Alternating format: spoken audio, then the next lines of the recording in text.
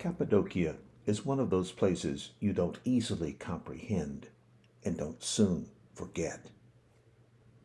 A fairy tale place of otherworldly landforms, home to successive empires who've envied it and occupied it in their turn for centuries, and whose inhabitants fashioned homes and churches in caves as places of refuge from the outside world, and where today, amidst the colorful richness of its people and culture, the skies fill with the color and spectacle of hot air balloons soaring above those caves built into the strange rocks of this one-of-a-kind landscape.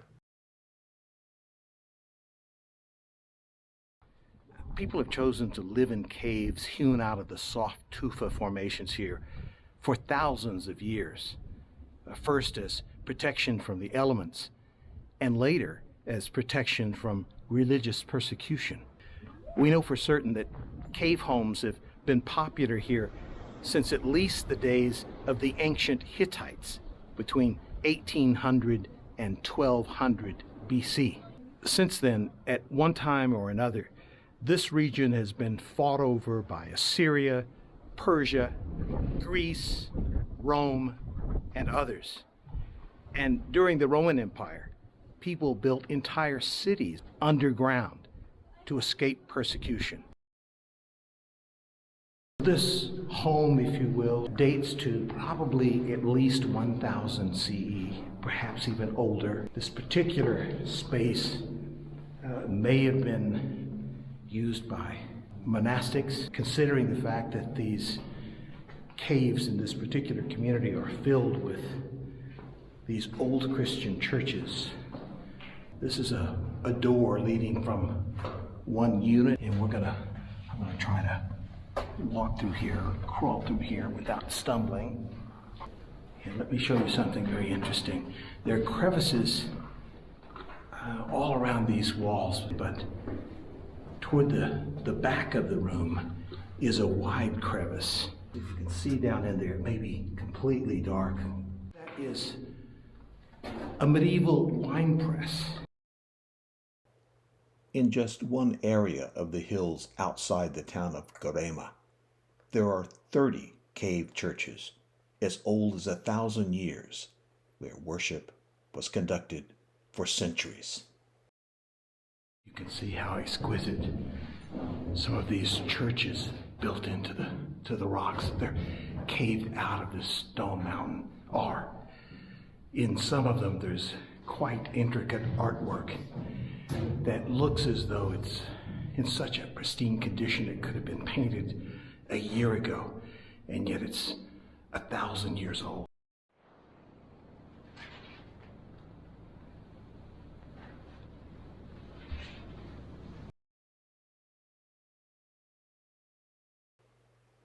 Of course, few people live in caves in Cappadocia today.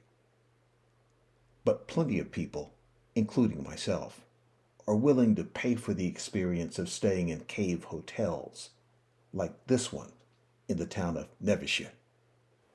By the way, even in a country whose hospitality industry is famous for lavish breakfasts, I've never been served anything like what I received at the Nar Cave Hotel.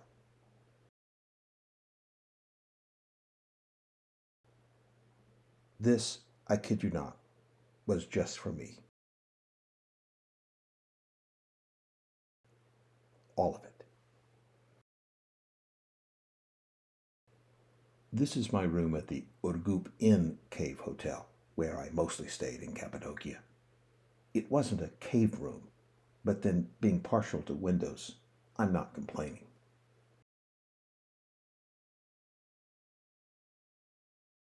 And this is the hotel's owner, Omar, who, as it turns out, tells quite a story about the discovery he and his wife made on the hotel property after the pandemic forced them to shut down in 2020, all because they decided to clear a rock pit that they'd long suspected might be hiding something.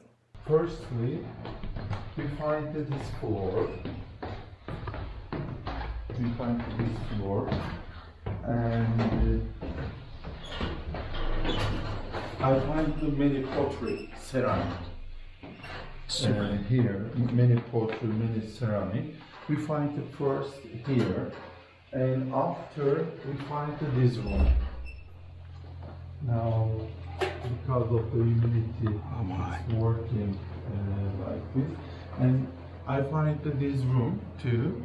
Then there was the tunnel here. But as he showed me, that wasn't all.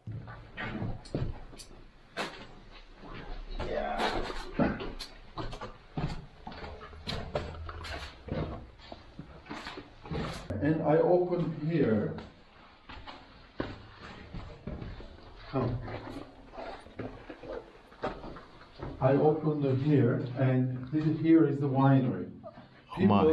People carry the grapes, and they squash the grape juice, water here, this way, coming, and they squash grape juice here. Do your next door neighbors know that there's a winery under their They house? know. Do they have access to it? No, they know, but their grandchild knows, and old people they die, and nobody looking. And they look don't after, care. No. So what will you use this for? Maybe I don't know, but not room. Maybe one swimming pool. Maybe hammam, Turkish bath. Maybe live music, Turkish music. Some things here. Oh, But many. sure. And I'm telling you again, it's not surprise for Cappadocia people, this kind of place.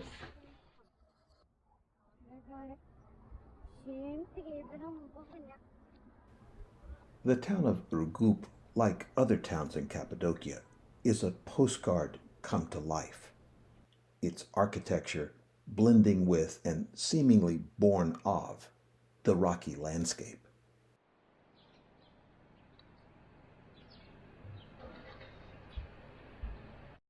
There's one place in the nearby village of Uchisar I was determined to visit, despite the windy weather kicking up sandstorms. That being a giant rock formation filled with medieval dwellings and known simply as the castle.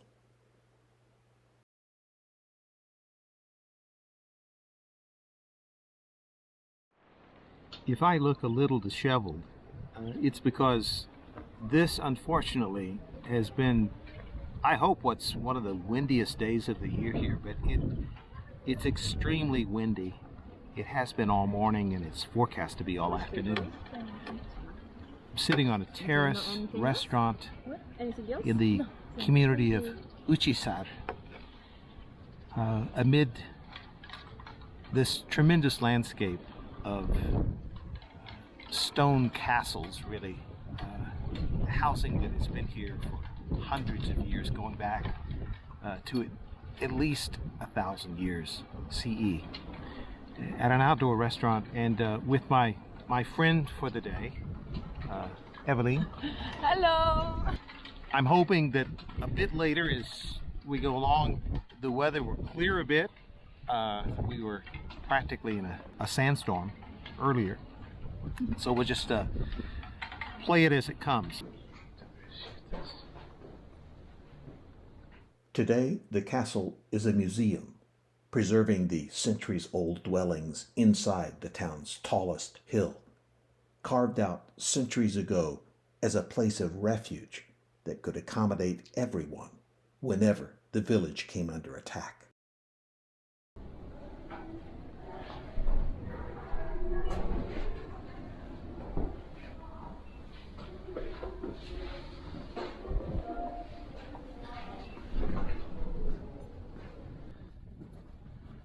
I don't know how much of this you can hear, or even how much of it I'll be able to use when I step outside, because it's extremely windy here about halfway up the castle.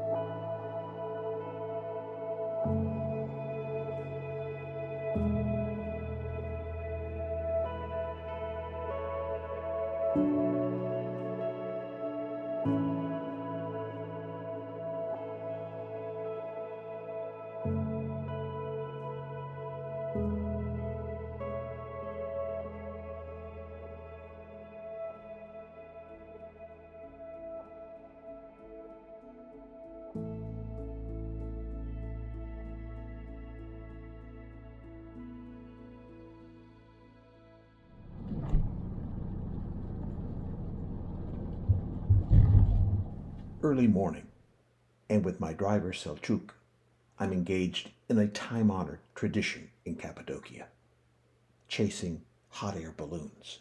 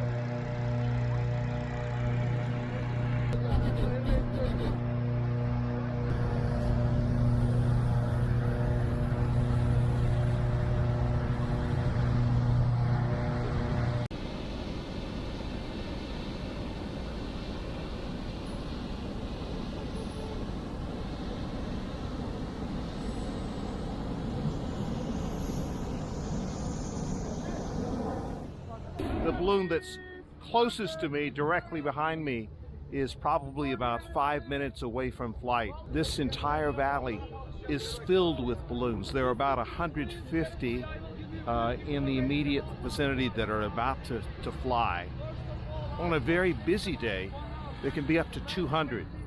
It's quite a sight to look around and see these balloons even on the ground as they fire up and expand and prepare to go against this what's soon to be a brilliant sunrise.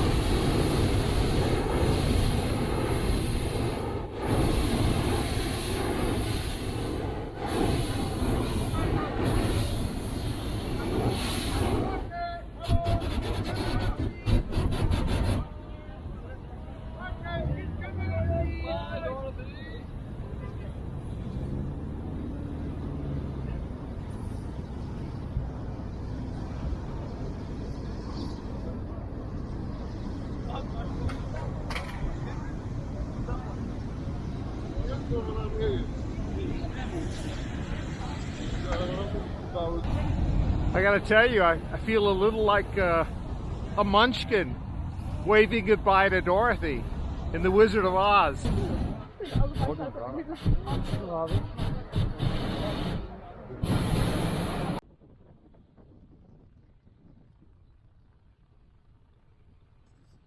If you snooze, you lose when it comes to hot air balloons here. The flying starts between 5 a.m. and 5:30 depending on weather conditions. Today, I think we saw the first ones take off around 5:25.